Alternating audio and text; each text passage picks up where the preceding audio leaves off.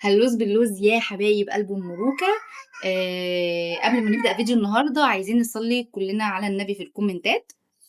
واكيد واضح من الحاجات اللي قدامكم هنعمل ايه النهارده. هنعمل محشي مشكل، وعشان نعمل احلى واسهل والذ طريقة تسبيكة محشي هنبدأ بيه طبعا البصل، ومش متقطع في الكبة عشان بجد بيفرق جدا.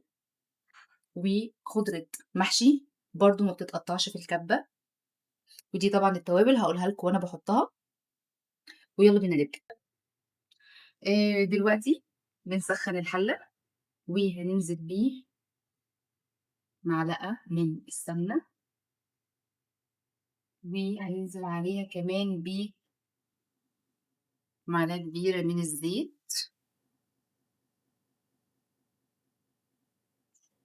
تمام.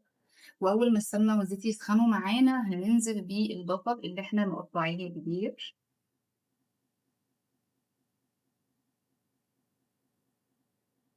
مش كبير قوي يعني مكعبات، هو عموما بس مش في الكبة.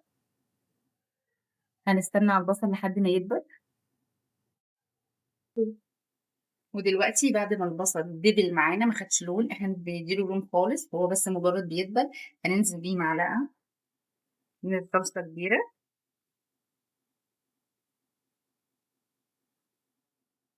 وكده بعد ما نزلنا بالصلصة، الصلصة على البصل قبل الطماطم بتفرق جدا في الطعم. نزلت فيه بالصلصة خلاص. هنبدأ ننزل بعصير الطماطم عادي جدا. ودلوقتي بعد ما نزلنا بالصلصة هننزل بقى بعصير الطماطم. طماطم عادية مش متصفية ولا أي حاجة.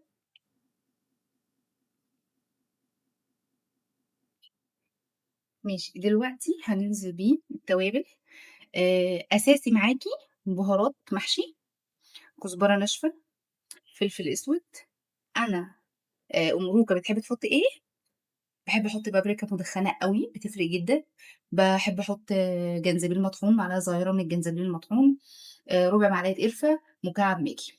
تمام. هننزل بقى بالتوابل بتاعتنا.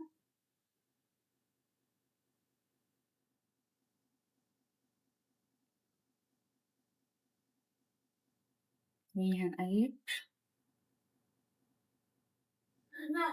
3. وطبعًا عشان نسيت أقول على الملح فهنحط معلقة ملح أهي. 3. نقلب كل الحاجات دي مع بعض براحتها خالص. بصوا بقى، بصوا الحلاوة. كده الصلصة بقت بريفكتو. هنسيبها بقى، هنشيلها من على النار وهنسيبها تبرد شوية قبل ما نحط عليها الحاجة بتاعتها. وعقبال بقى التسبيكة ما تبرد هنجهز الرز هنغسله. ده زي كيلو رز، هغسل مثلا زي كيلو إلا ربع.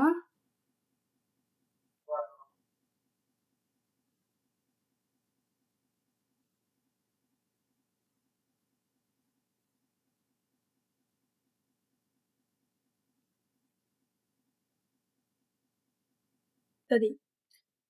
بعد التسبيكة ما بردت هننزل بالرز اللي احنا غسلناه وصفناه كويس. بس قبل ما ننزل بيه هننزل بالخضرة.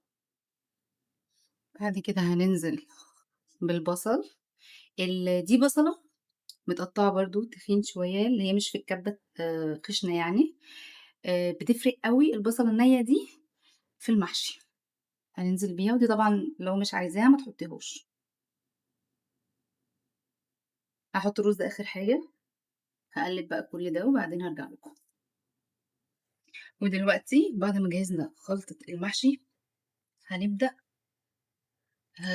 هحط هنا شوية خلطة عشان انا بخاف الخلطة تطلع كتيرة، فهحط هنا شوية خلطة اهو. ولو احتجت تاني بزود.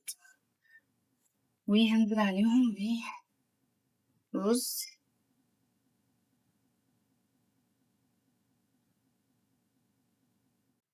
دلوقتي اهو نقلب الرز مع خلطة المحشي. حاسين بقى محتاجين تزودوا خلطة بتزودوا براحتكم. هازود معلقة تاني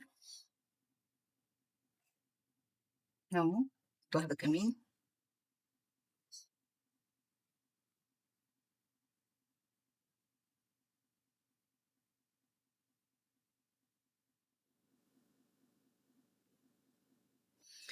دلوقتي هنبدأ نحشي الكوسة. أنا باحب الكوسة صغننة كده، بيبقى طعمها حلو أوي، وما بتاخدش رز كتير، فبالتالي الرز ما بيعجنش منِّك جوّه، وبيبقى مفلفل وزي الفل. هنحشيه كده، وهنسيب مسافة قيمة عقلة صباع، عشان طبعًا الرز هيزيد فما يطلعش منِّك برّه، كده. هاكمّل الكمية وهارجع لكم.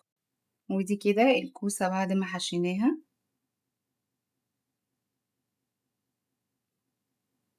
هنعمل بقى بتنجان أبيض وبتنجان أسود، هاحشي وهاوريكم.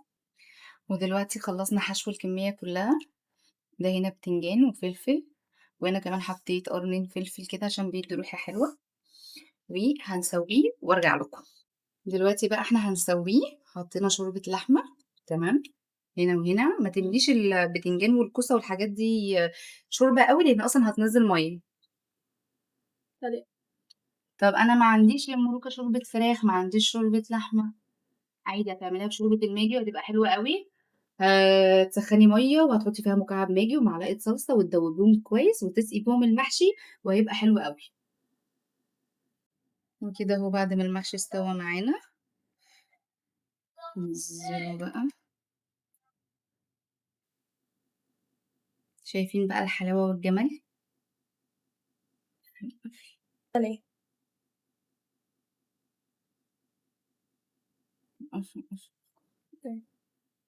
وكده خلّصنا المحشي.